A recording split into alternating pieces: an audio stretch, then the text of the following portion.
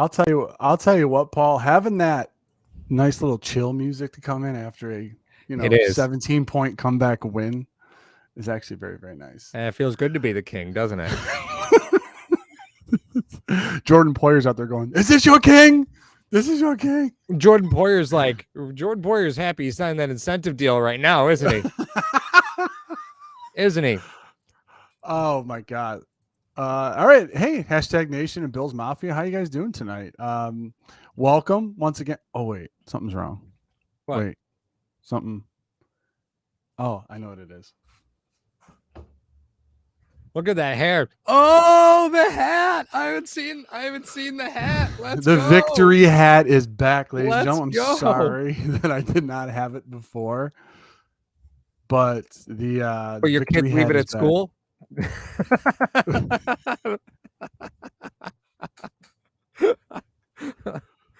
I'm not going to confirm or deny those allegations.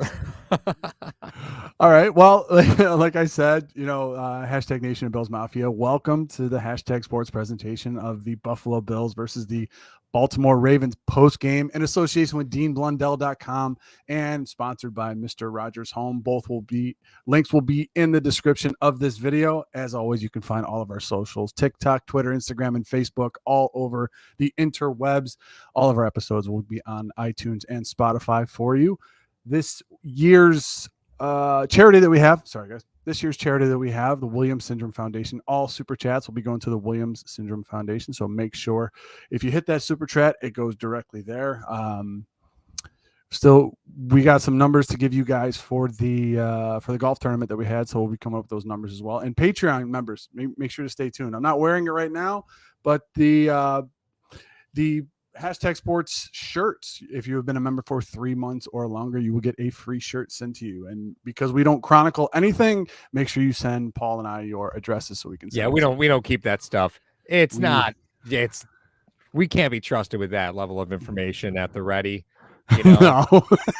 We can't be trusted with that. I am going to start every single one of my answers tonight with I am Groot. That's what I'm going to do the whole time. I am Groot. You know what?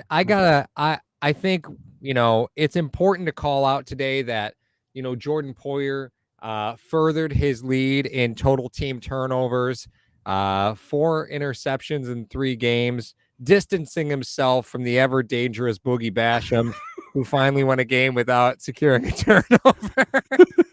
Did he knock it in the air? I don't think so. That'd have been great. That would have been phenomenal.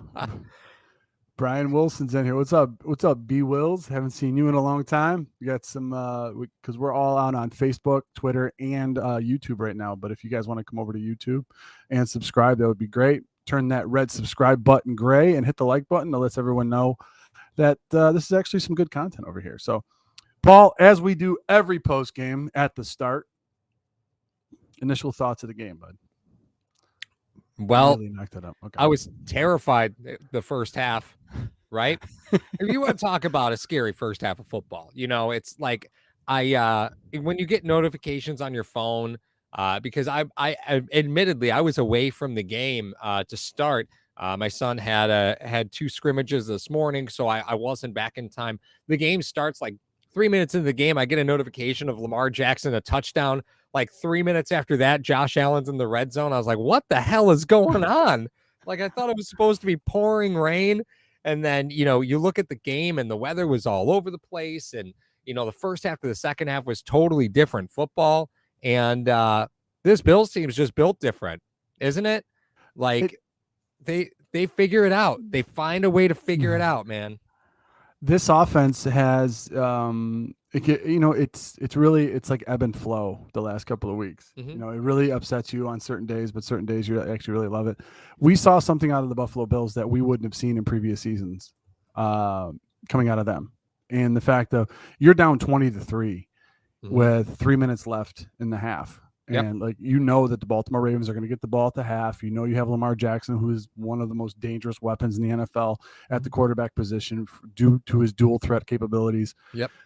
A stark contrast to your video this morning, though, Paul, but we'll get into that. Don't worry about it. Sure. Hey, but you're down 20-3 in the Ravens' house. Yeah. And that defense was starting to click a little bit. And then you drop 7 right before the half. You force a 3 and out. You go down the Mhm. field. You end up getting 3.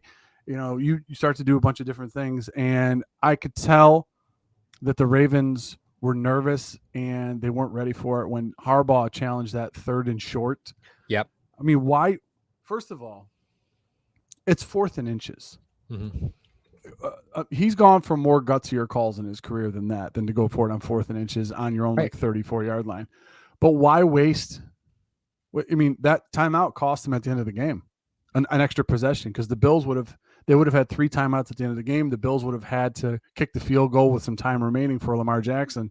That challenge ended up costing him a possession at the end of the game for his quarterback. Sure did. So, well, and you could tell the tenor. We talked about this a little bit last week.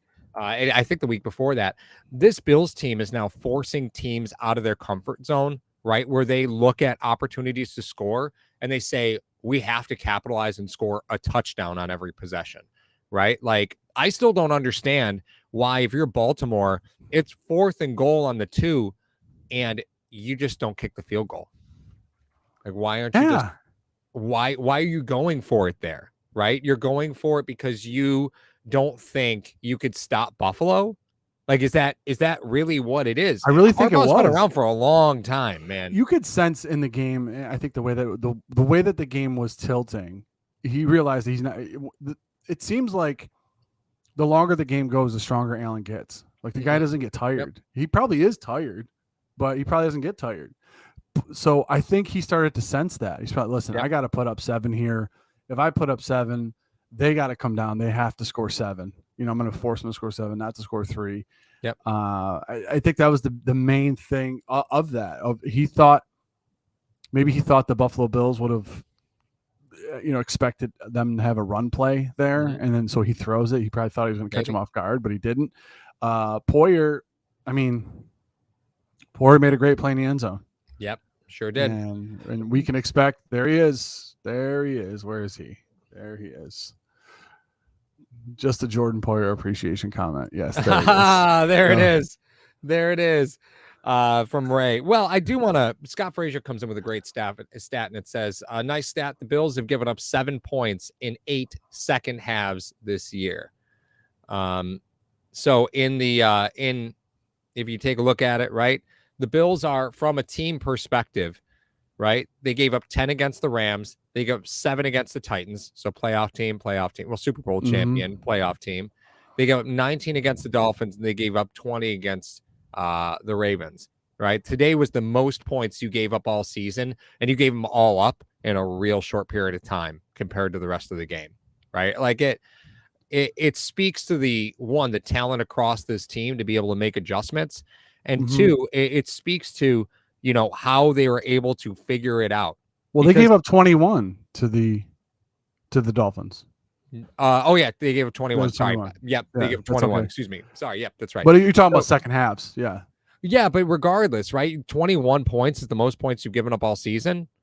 Like, yeah, that is a lot of football games if that's the case in today's NFL. They ran a stat during the broadcast. They said, listen, no team has scored on the Buffalo Bills in the third quarter. That's what you talk about when you talk about halftime adjustments. The Buffalo Bills have been getting the ball first too. I can't remember exactly how many games they got the ball first. Obviously, it's only been 4, but you could. Even if you're giving the other team the ball first, that speaks to second half adjustments, both offensively and defensively. Offensively, you're keeping the ball away from them. Defensively, you're able to keep them out of the end zone. I believe that the Dolphins are the only team this year to score on the Buffalo Bills in the second half, and that was a touchdown, I believe, in the fourth quarter. At the start of the fourth quarter, I think, in the Dolphins game. But that being said, this is not something that, as happy as we are, #Nation, we're the but guys. This is not a recipe for success. You can't go down 17 points to a great team and then expect to just come back. Like, if this was the Chiefs, for example, and you're down 20-3 at halftime, don't be like, oh, all right, we got this. Right. Do the Buffalo Bills have enough firepower in the offense to make a lot of damage? Yes, they do. And enough with the elements, the heat, the rain, the everything. Stephon Diggs was playing out there like there was no rain at all. Right. So I don't want to hear about that anymore. Yeah, but Mar, I think Today was sort of a rain is terrible weather for this Bills team, right? Like It really is. torrential rain because you've got Devin Singletary coming off a career high in fumbles last season, right? Lost one today again. Josh does not have a reputation for holding on to the football, right? And Josh fumbled today, right? Like we've had problems with Moss holding on to the ball in the brief period of time.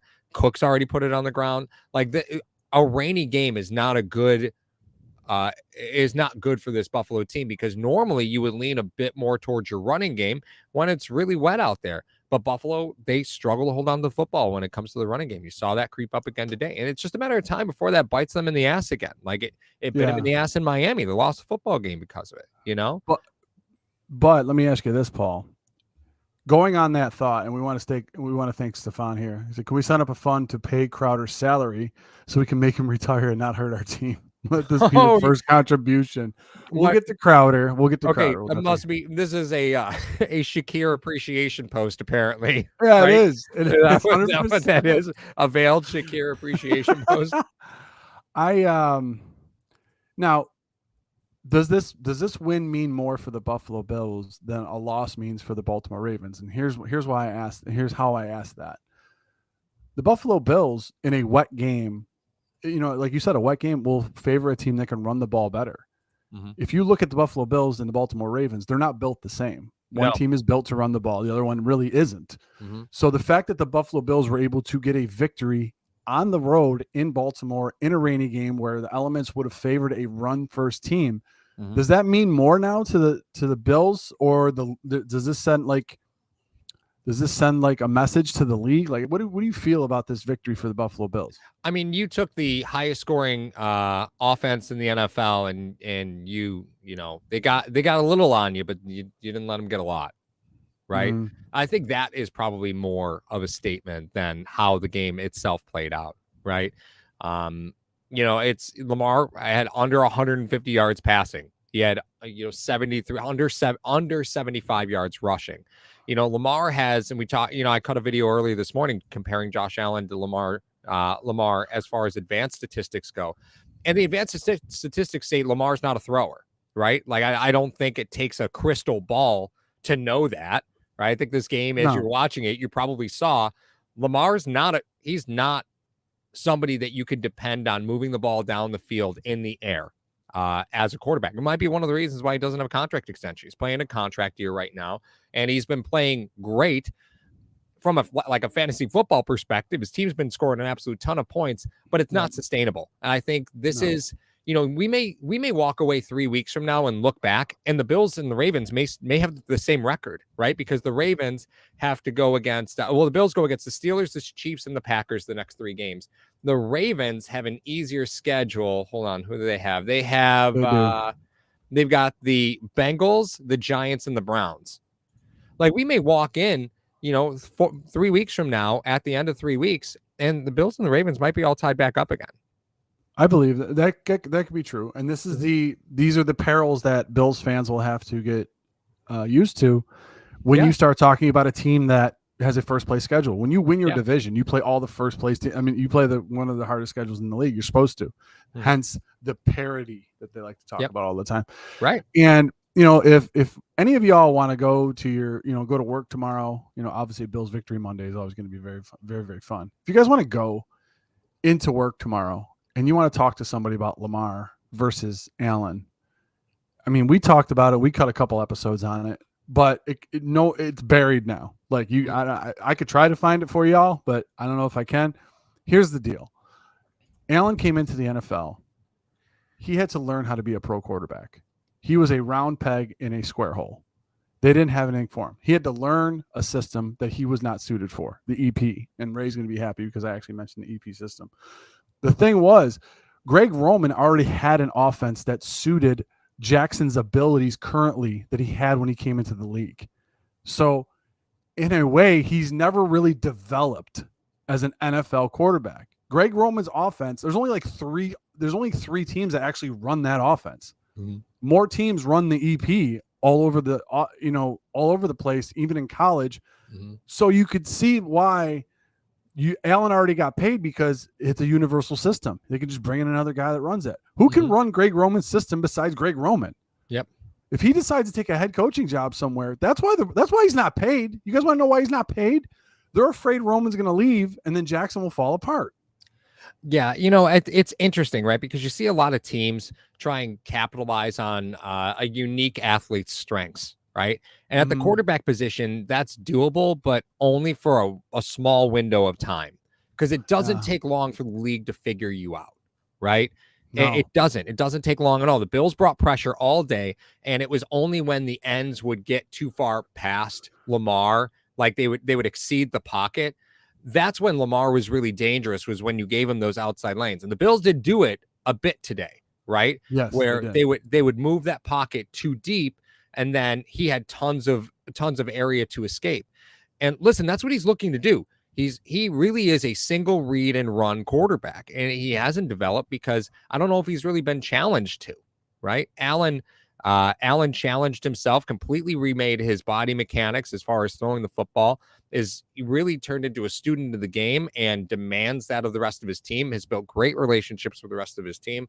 Lamar, on the other hand, it seems like they were okay saying, listen, we just want you to be a great athlete and we'll figure out how to make you a good quarterback, right? And to be honest with you, if I were a team that was in need of a quarterback and Lamar is on the free agent market and he's a $300 million player, you need a lot to go with Lamar, right? He's a great athlete, but he's just not, in today's NFL, he's not a thrower. You put Lamar back 15 years ago, I think you probably see a little bit more effective player long term.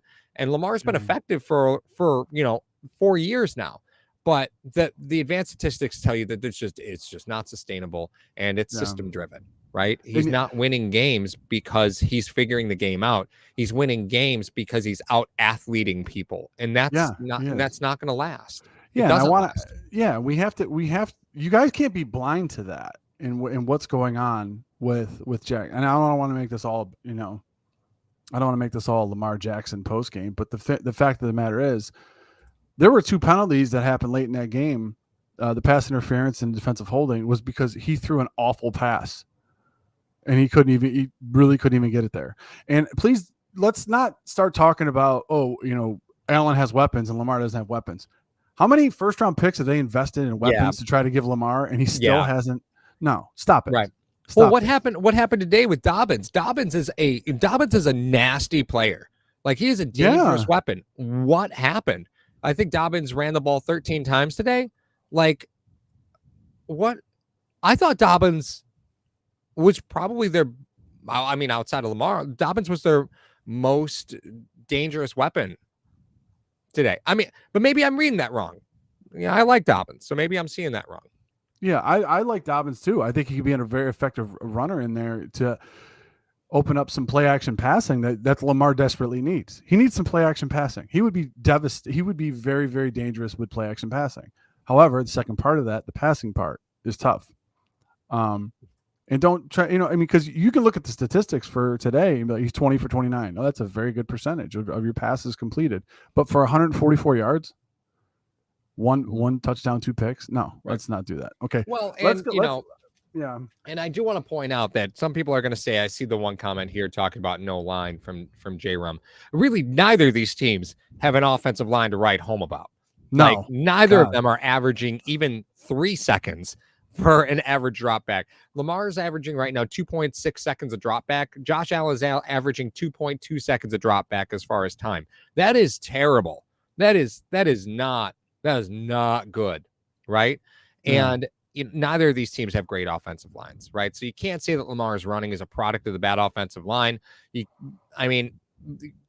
Buffalo still finds a way to throw the football and does it effectively and dangerously. But 2 different methods of building a team, right? That's really what we're looking at. The Ravens just kept trying to draft the next receiver. It hasn't panned out for them, right? Yeah. Buffalo went out and said, hey, let's put that first round pick. Let's put it on. Let's put it on Diggs, and it's been all system goes since. Yeah. All right. Rick celebrates 21 months of membership. There we go, bro. Wide receiver room getting thin after today's injuries. Yeah, with let's talk about that because I thought, you know, Ian Eagle, is that the announcer for the game? I don't know, it doesn't matter. I don't know. He was kind of annoying. He said, "Oh, this is why it's not a targeting play because he caught the ball then turned into a runner." He immediately got hit after he caught that ball. Mm-hmm. And the guy led with his helmet. Doesn't matter if you're a runner or not. You're not supposed to lead with your helmet and leave your feet. Right. That was ridiculous. Like, Mm-hmm. I don't know why that was not a targeting call in the game, but I could say this. Iron Eagle. I don't freaking have no idea. Great movie, by the way. They were consistently bad today. You didn't call the hold on Dane Jackson. You didn't call this. You didn't call that. But then you call a roughing the passer when it really wasn't a roughing the passer on Allen. Like, this is great. Oh, awesome. Thank you. I think this is something to talk about though, Mar, because this is a couple games in a row where it felt like the officiating was pretty inconsistent, right? It always is. Yep. Always Well, is. you have to walk a fine line as to whether, you're going to allow the secondary to play aggressive or you're going to try and control it, right? And last game we saw in the Miami game, right? They really let that secondary play aggressive the whole time. There wasn't a holding call amongst the defensive backs the whole game. There wasn't pass interference the whole game. And here you just kind of saw a mixed bag. So I get where it feels inconsistent because it didn't feel like there was like the refs were controlling anything with the penalties. And maybe that's just something we're conditioned to, over the last 5-6 years is the refs were trying to dictate what level of play they would find to be acceptable through penalties. Whereas now maybe the rule is, listen, if it's not egregious, it's not a flag. So don't throw it. Yeah. But I agree. It felt like this game was inconsistent, but part of me still thinks like they're not taking as firm a control of the game as they had the last 5 or 6 years. The last 5 or 6 years have been really tough. Yeah, It's it has. hard to watch at times. It has because each crew has their own set of rules and what they call and what they don't call. So you got to learn those rules quick, right? Or you got to learn how to avoid, some of the rules that they have. What did I want? I wanted to put that. It was a couple comments. Number one, Aaron Clark says Hodges deserves playing time, and then Jessica Tennis. Of course, you would say that. Hey, listen, let's talk about Gabe Davis real quick because it's not Gabe's hands that are broken. It's his ankle's a problem, right? But doesn't it seem interesting how he must be in a ton of pain because Gabe is normally automatic, right? Gabe doesn't drop footballs. No, he doesn't. Clearly his focus is off, right? He's fighting the ball. He is, right? So that tells me his lower body just isn't healthy. And I'd rather have Hodgins playing than have a banged up Gabe Davis at this point. That's 2 games in a row where he's actually been a detriment to the team. He dropped a few balls in Miami that he not normally would have caught. I would expect any average NFL receiver to have caught. And then a couple at the turf today. He just doesn't look healthy to me.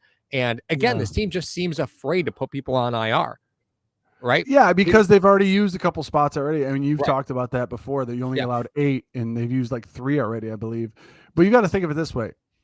If there's ever a game where you're going to see a 2-page injury report, I think it's Pittsburgh. I think it's this week. Yeah. I think you sit Davis and you bring in Hodges. I mean, just so a lot of hashtag Nation already knows, but let me just bring it up for everybody else. Dane Jackson DePaul is Isaiah Hodges for me. That's the guy I want to see him in there because he showed you some things. Shakir made a couple moves, immediately covered up the ball, made a couple moves. He knew they were going for it. I liked what he had in there. So it's not like, someone said that it's pretty thin as far as the receiver room. I don't think the receiver room is thin. I think they have guys that they're afraid to bring up because then they know they'll perform. And then when they try to put them back down, guess what happens? They're gone. Right. You know what I mean? I think what's so interesting to me about that Ravens defense is I think it's a secondary that you can kind of abuse a little bit, right? Because this is a team that gave up 42 to the Dolphins. They gave up 26 to the Patriots, who, I mean, Jesus, they can't move the ball at all. Like the Patriots team they're not good offensively, right? And I think this is a secondary you can kind of abuse a bit. Plus, they love to play man, right? So these younger receivers, this is a great opportunity for them to step up and contribute in a game, because this is not a team that's going to try and confuse you with zone schemes on the backside. This is a team that wants to play man because they want to get after the quarterback. Absolutely. And they played a ton of man today. They played a ton of man. And that's why a player like Shakir can contribute, because there's no illusion going on. You've got a man in front of you. That's the only guy on you. Just go beat him.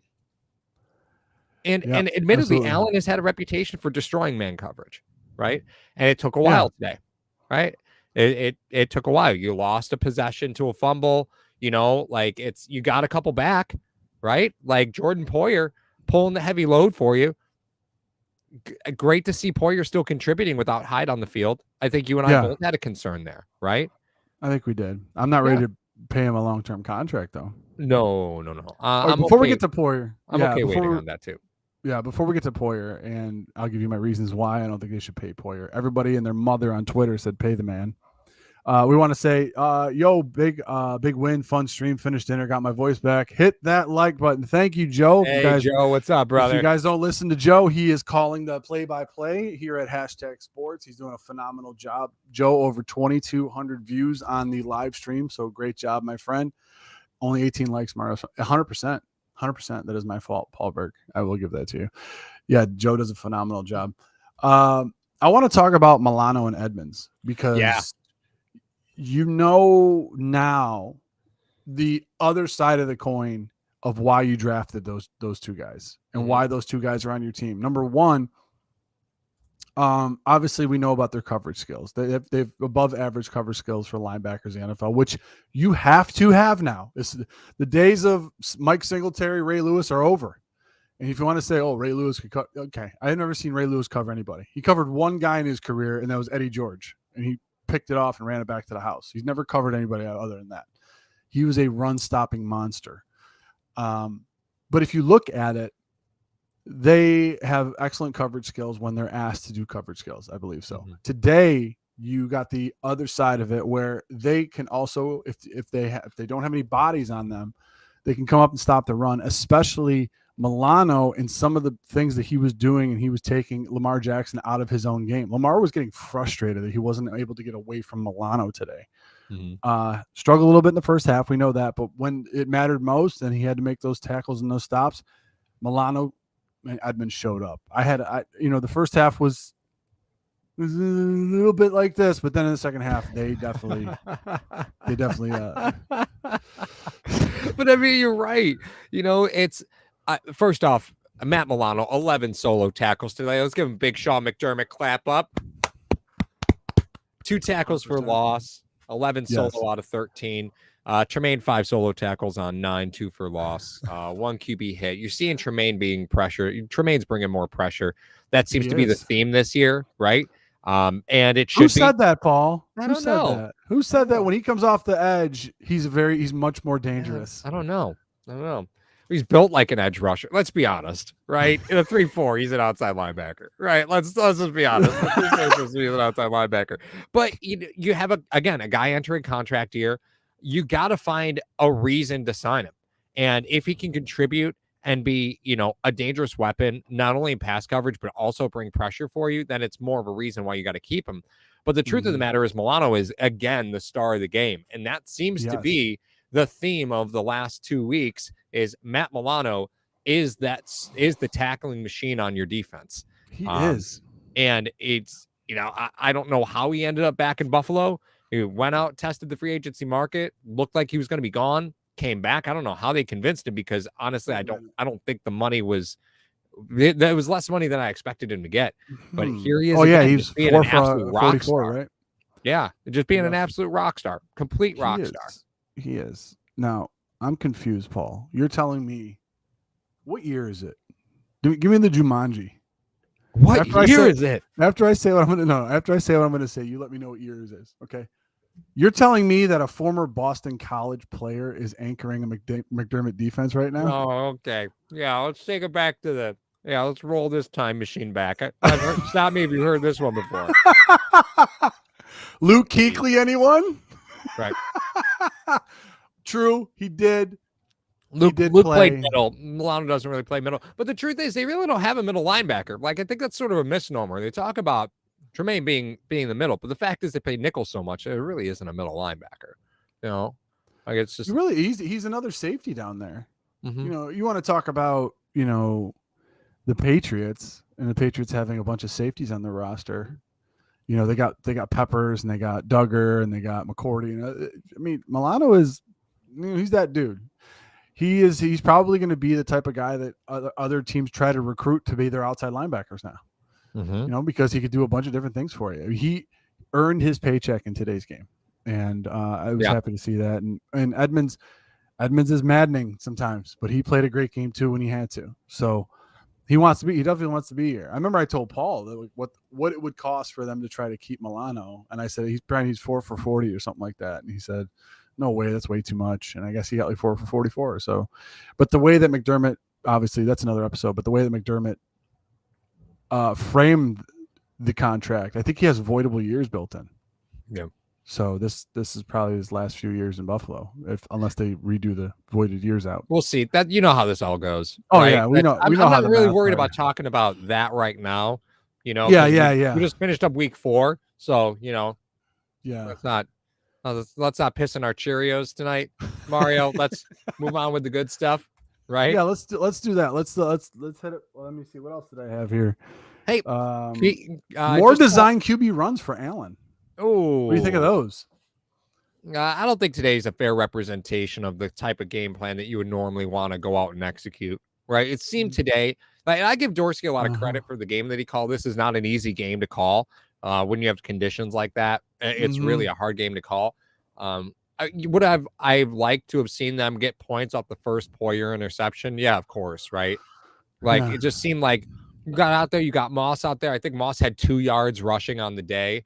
Like it's just frustrating to see. Hold on, let me look. Is that actually correct? I'm sorry, excuse me. 3 carries for 6 yards. The average 2 yards a carry, and as long was 5 yards. Who's this? Moss? Long of 5, 6 yards on the day. There was a lot of Moss hate on Twitter. Let me just you know, they want him cut. I think it's just, you know, it's confusing, right? As a fan, because people want to see Singletary more involved. Singletary 11 carries for 49 yards, did put the ball on the ground. We know that's a big problem in Buffalo, right? They do not, if you put the ball on the ground, that's normally the end of your day. But Singletary still contributes in the receiving game now. You know, had 4 or 5 for 47 yards. Devin had a great day today. He contributed, you know, almost 100 yards single-handedly. That's a great day for, admittedly, the way that this rotation has worked, a part-time player. You know, like he's a volume back too. I know I don't he is. Get it. That's what I mean. It's an identity issue to me, Mar. I don't get Devin Singletary's involvement because I don't understand why they continue to use Zach Moss the way that they do. And I don't understand why, you know, James Cook gets another handful of snaps and 1 target today, right? Like, I know that they're careful with rookie running backs, right? I know we know that. We know that they're careful with rookie running backs. Yes, but last year, Devin and Moss had basically a near exact split carry, you know, as far as timeshare goes. And here we are again watching Zach Moss cut into Devin Singletary's, you know, workload. And I don't understand it. It doesn't seem like Singletary's getting enough work where he needs to be off the field as much as he's off the field. He doesn't. He's not. And it's not like he's taking some tremendous hits too when he does it. You know what I mean? It's like, for me, the whole thing with Singletary is like garlic bread. All right, do you ever have really, you know, you cook some pasta, you got the sauce and everything, and you could just eat the pasta and have the sauce and be all right with it. You know, drink your wine. Great Italian meal. Garlic bread will just spice it up, right? And it's great. It's a great extra thing to have. Says the Italian. All right. If you don't have it, then you're going to think something is missing. Singletary needs to be in there. He's a 3-down back. He's proven to you that he's a 3-down back. Now, if you want to still work Moss in and Cook to give them reps early in the season to see what live game action is, Moss already has had that. Cook, you can give him that stuff, you know, but with the game in doubt, what does Moss offer you that Singletary doesn't? What does Cook offer you that Singletary doesn't? Like, Cook can take it 80 if he gets in the open field. I believe Cook can take it 80. But Singletary is so much more consistent and has performed the best out of all the backs in the first 4 games. I don't know why you would take him out ever. Mm-hmm. No, you think he's gonna Right. you think he's gonna die out near the end of the season? Okay, all right. I mean, he's in a That's your contract year. What do you care? yeah. I mean, you just drafted Cook, so you're willing to let Singletary walk at this point because you just invested a higher pick in a player that you plan to use more in the receiving game, right? That's the entire idea Yeah. of adding Cook, was to supplement out, because Singletary is giving you more in the receiving game than I think we planned, than at least I expected, right? Given his history. Yeah. So it's like he's a running back in a contract year, right? What do you care if he's burned out by week 12? You know, you're giving Moss snaps, and I think you're pretty confident you know where this is going. But shouldn't those snaps go to Moss shouldn't those snaps go to Cook instead of Moss? Because if you're looking at the future of the position, don't you see Cook as being a higher contributor? And wouldn't you rather have that when it comes to playoff time? Like, at some point, you got to look at what is best for you right now and what's best for you next year. And Singletary's in a contract year. If he's cooked by week 12, listen, you might have a pretty good stranglehold onto the division by week 12, and then you have playing time for Cook, and you can give Singletary a bit of a rest, right? Is I don't that know the if you will. approach? I think the approach is for rookie running backs, and we've talked about it quite a bit, for the NFL in general. I mean, we saw, and I'm going to bring this up again, and because it was a great example. Leonard Fournette his rookie year and Alvin Kamara his rookie year. Oh yeah, Alvin Kamara didn't play any significant time until like week 4, week 5. He was a second round pick, I believe. And people were like, "Why isn't he playing? Why isn't he playing? He's a second round pick. What's going on?" The players that immediately come from college in the rookie year, they gas out really quick. Leonard Fournette for the Jags was run into the ground his rookie season. Mm-hmm. By the games 14, 15, and 16, he had nothing left. Why? They only play 13 games in college. That is why. So that's why he was all gassed out. And meanwhile, Alvin Kamara near the end of that season was like one of the best backs in football because he only played 12 games, significant play, or significant time. So I think that's what the Bills and majority of teams are doing is they're trying to, if this guy's going to be the workhorse for us in the playoffs, let's work him in slowly. And you know that McDermott's not going to put anybody out there, especially with 17 next to him, unless he's completely ready and knows what he's doing. Like, what do you say all the time, Paul? The admission for that ride is pretty expensive. Yeah. The admission to that park is pretty expensive. If you're going to be a running back in pass pro next to Josh Allen, you better know who you're picking up. Mm-hmm. Okay. Right. So I think it's a matter of him just getting the system. I don't think he's got the system yet. And I think that's why Singletary has a leg up on him. And Moss has just been put in some very awful situations, to be honest with you. Do I like Moss? Not as much as Singletary. But they haven't put him in any really significant situations to succeed. Mm-hmm. Ricky Running Waters. I love Ricky Waters. So I know we hinted on Poyer a little bit, right? Poyer is contributing more than I thought he would without Hyde. Not to say anything negative about Jordan Poyer, it's just a different dynamic, right? Like you're asking him to do things different than what you would expect. And on top of that, we saw Hamlin an awful lot today. And my interpretation of the roles of those secondary players, those reserve secondary players, was that Hamlin was more to Poyer and Johnson was more to Hyde. And I think the Miami game, seeing Hamlin in there a lot more than I anticipated today, tells you what they thought of Jaquan Johnson in Miami. No, you don't think so? Let's not, Paul. Come on, this is an easy one for you. Listen, I watched a lot of DeMar Hamlin tape because he was at Pitt with Dave Jackson. So listen, I like DeMar Hamlin an awful lot, and I am not objective about this at all. So I didn't want to be disappointed to expect to see him because I thought he played really well against Miami. Let me put this on a tee for everybody, okay? Because a couple of these things. We're going to do some comparisons, and we're going to have to admit where we were wrong, okay? Because this happens a lot, guys. We do admit it over here. So now you have Hyde and you have Poyer, and then you have the incumbent starters that may come up, which are Hamlin and Johnson. The roles that they played, Poyer and Hyde, were very, very different. Poyer's the torpedo, Hyde's the center fielder. So, okay, when Hamlin and Johnson come in there, Johnson's the center fielder, Hamlin's the hammer, like the torpedo. Okay, that's how we remembered it. That's how you do it. Okay, I don't think Johnson played particularly bad in Miami. But when you look at Miami and the receiving talent that is there, and you look at Baltimore, wet game, run first team, if there's a game where you want to try to acclimate Jordan Poyer to Hyde's role, why wouldn't it be Baltimore? If you say they play two different positions, if you want to say, okay, Poyer, I'm going to need you to take over for Hyde, I'm going to put you in his role in the Baltimore game. And Hamlin was playing Poyer's role, coming up being a torpedo. Mm-hmm. That's why you didn't see Johnson in there, because they were acclimating Poyer to Hyde's role, because that is the more important one come playoff time. Well, we said that you know, in the instance that you lost Hyde, the question was, is Poyer capable of playing that position? So is this an audition for a Jordan Poyer extension? Because if Poyer can play Hyde's position, it makes him much more attractive, right, to retain. It does. It absolutely does. But you already have Hyde, and with Hyde's status up in the air, you may be giving Hyde's contract to Poyer. Now we said Poyer, previous 4 years, if you feel he's going to have the next 4 years be like the previous 4 years, you pay him. He would already been paid. This organization does right by a lot of their players.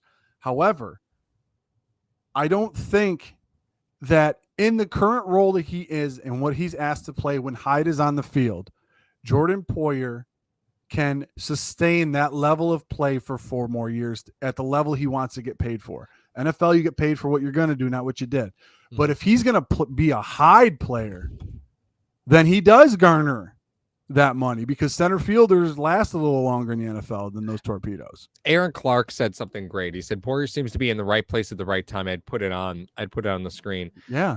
And yeah, Poyer has been the beneficiary of, some tip passes, George Wilson-esque. I would say, I think I'm comfortable saying George Wilson-esque. Did you throw the mayor in there? But Poyer worked for some interceptions today, right? Which again, the previous weeks he had been kind of right place at the right time, made a couple nice plays on the ball, but was the product of bad ball placement and tip passes.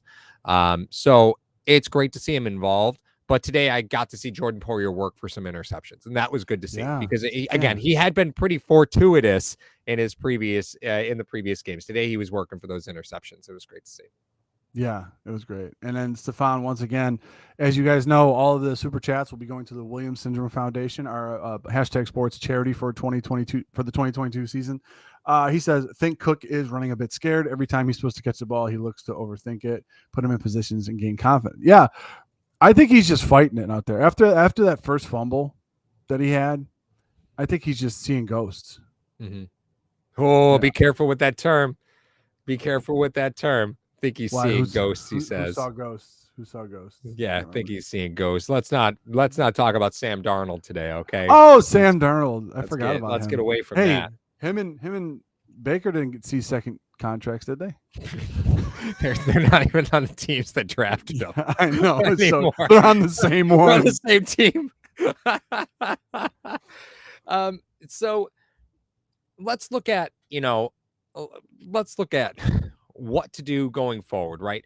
Because Bills and the Ravens, again, the Ravens like to bring pressure.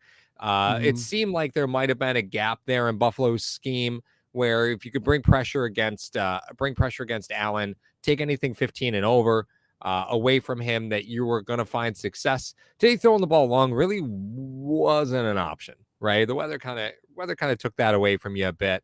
It didn't stop Allen from getting some longer passes off, but the fact is he was still 213 yards, 5.9 yards per completion, which is not a Josh Allen-esque day, right? No. So walking into the rest of your schedule, right? Because you've got the Steelers coming up, and it could be a Mitchell Trubisky less Pittsburgh Steelers. That could be a rookie coming start. Yeah, it could be a Kenny Pickett start. And then you got the Chiefs and the Packers. So looking forward, right? If you are going against the Steelers, what is your ultimate goal, right? Because now Crowder and McKenzie are banged up. You do have depth at the wide receiver position with both Hodges, but you've already got Gabe Davis out. So you got Tavon Austin, Shakir, and Hodgins there.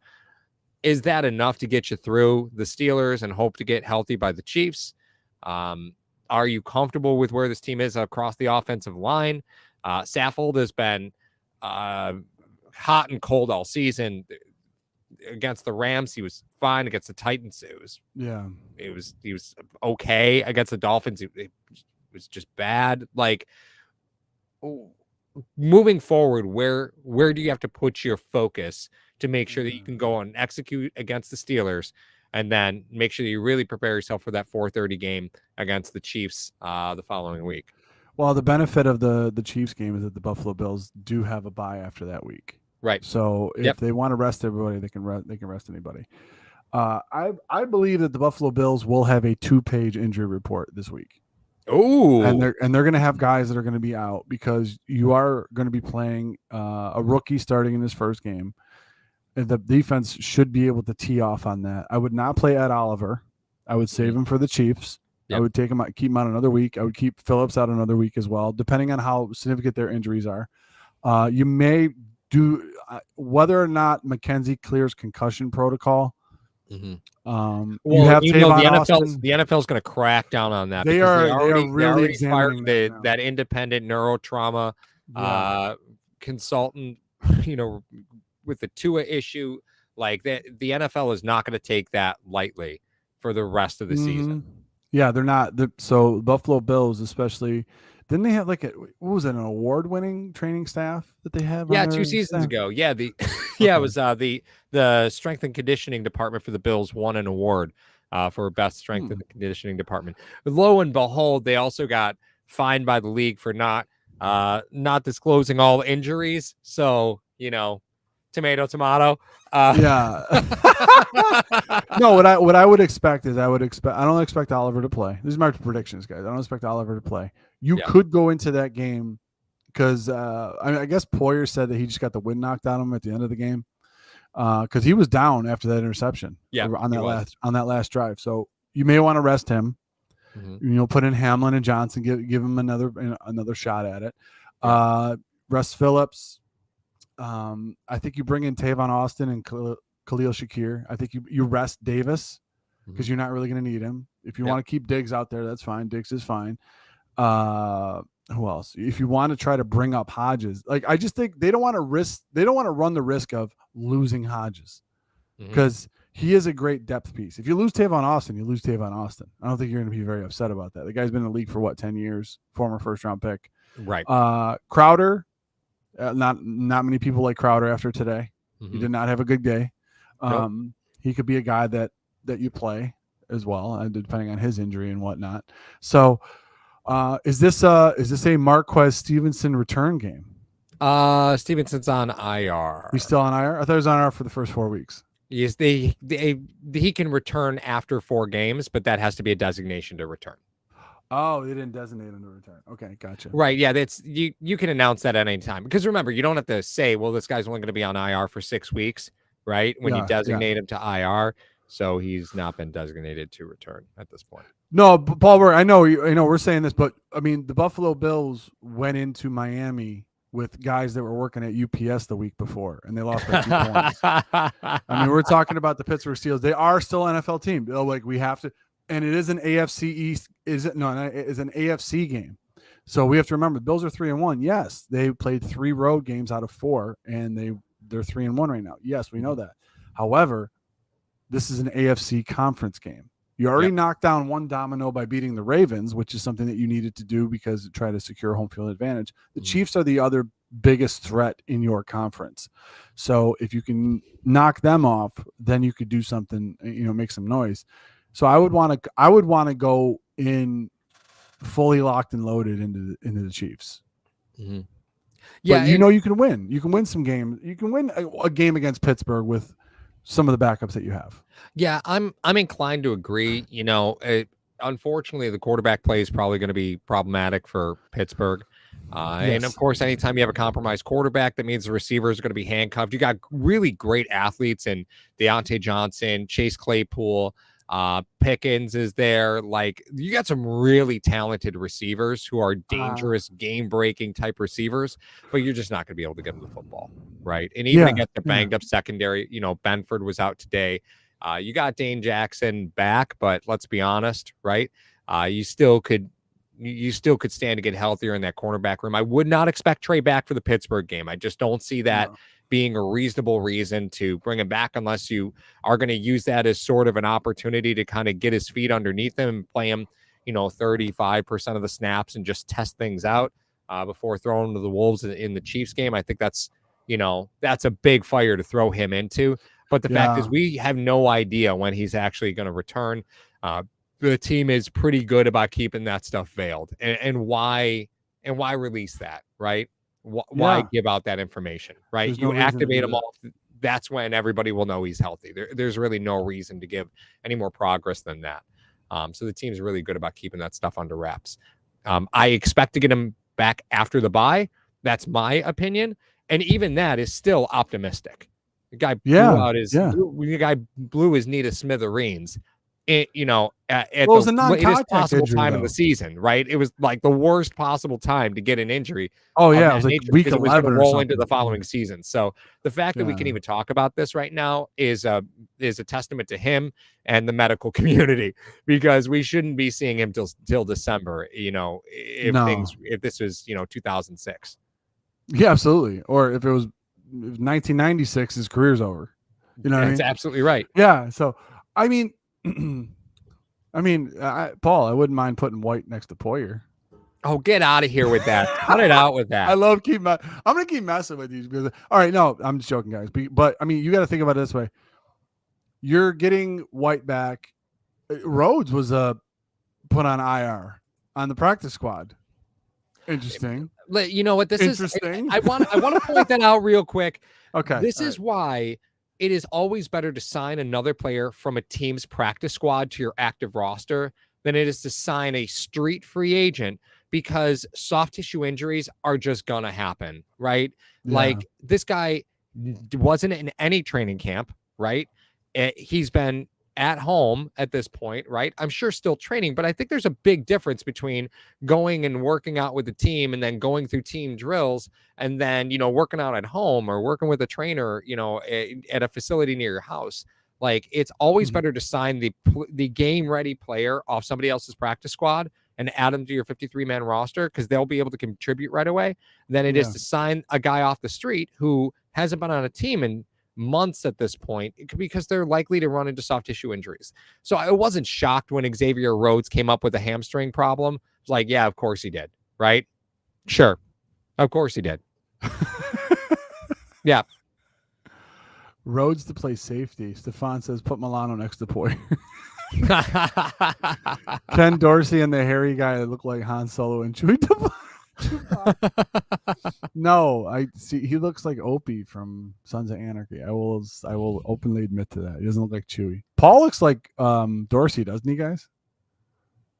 You think Paul looks like Dorsey? No? I want to give credit to Elliot, who earlier said the happiest person after this win was Dorsey's headset.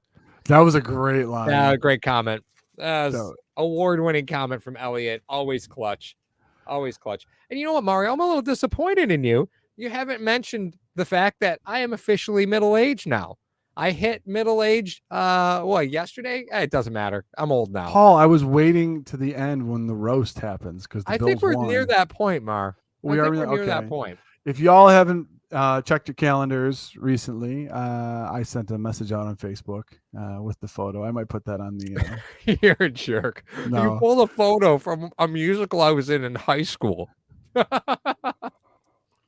Paul, you have a picture.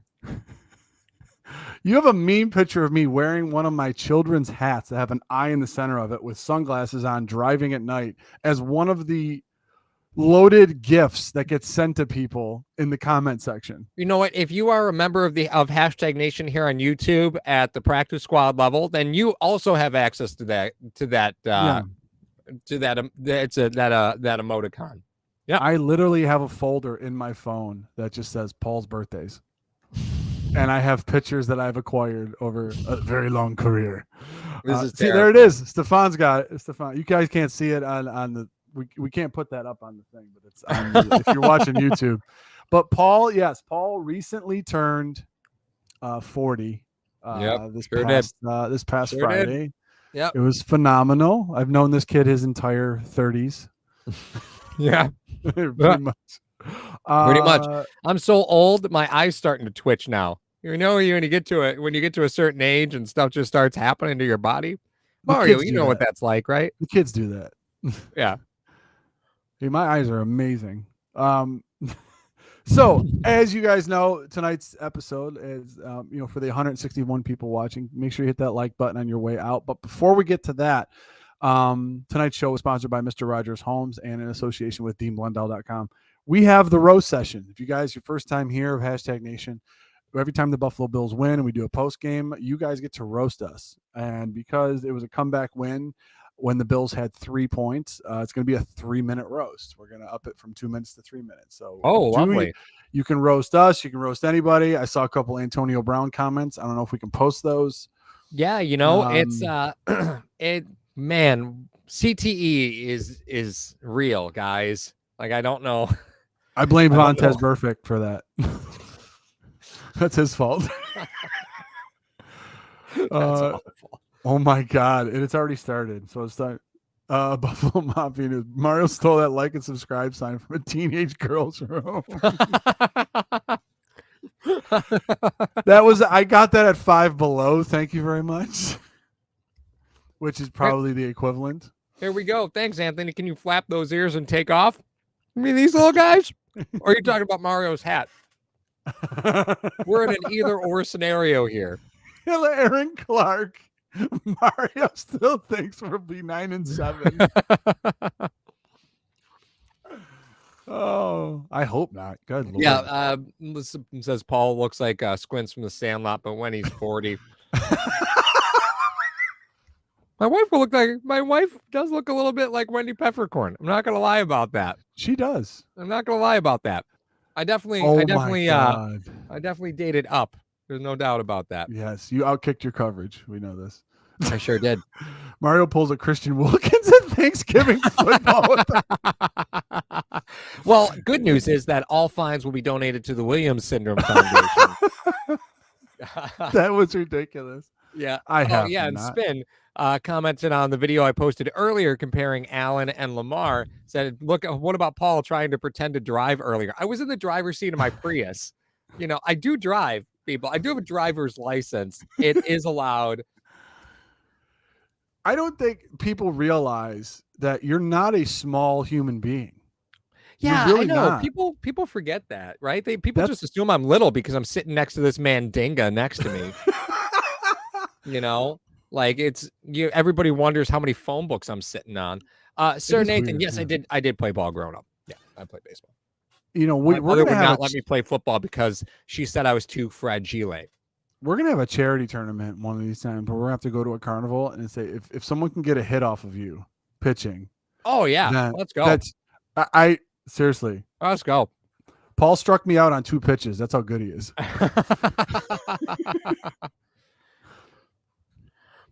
I was out seeing you in the car on the right side. You're like, he forgot to invert his photo. It is a sport, Stefan. Come on now. I tweeted out this morning. I was upset that it didn't get too many retweets or likes or whatever. But then again, none of mine do. I was like, figures a game in a football in London would end with the ball hitting the goalpost or hitting the crossbar. Steven says baseball's not a sport. Yeah. Listen, in whatever cockamamie country you're in, Stefan, cricket's the national sport. Is that it? Cricket? No one understands that game. I watched cricket for 4 minutes and I said, I am out. I don't understand. It looks like a combination of drunken horseshoes to me. Like people are throwing a ball at sticks. I don't know what all of it bounces. You hit a ball backwards and people cheer. I do not understand cricket. I'm not trying to. Makes no sense to me. These are amazing roasts, by the way. Yeah. These are some good ones. It's a good one. The timer is out. Ladies and gentlemen of Hashtag Nation, in association with DeanBlundell.com, Hashtag Sports presented the Buffalo Bills versus the Baltimore Ravens post-game today, sponsored by Mr. Rogers Homes. Check the links in the description. We have all of our socials, Twitter, TikTok, Instagram, and Facebook. All of our episodes will be on iTunes and Spotify. This year's charity for the 2022 season is the Williams Syndrome Foundation. All super chats will be going to that. We thank you for your time tonight. Make sure you hit that like button and that subscribe button on the way out. And until the Buffalo Bills beat the Pittsburgh Steelers next week, we check out Hashtag Sports for some more stuff. We may have some more shorts for you. We may have some funny stuff for you. So let us know. All right, Paul, you got anything? I just got called a bomb pop by Anthony. I don't even know what that is. A red hat. You look like one of those blue and red rocket popsicles. Oh my God. Pops? There, yeah. You kind of do. I have the bomb pop complexion going on here. Yeah, that's a good call. That's a good call. No lies detected. Yeah, hey, listen, I got nothing more. Go Bills. We got to whoop that Pittsburgh Steeler ass next week. Can't wait. That's gonna be phenomenal. So for Paul, I'm Mario. Thank you guys for joining Hashtag. We're out of here. Have a good night. Why would you ever draft a quarterback whose last name is Pickett? Because your wide receivers Pickett too. Pickens. Who knows? Hello, fellow Bills fans. Sean Rogers, Realtor and lead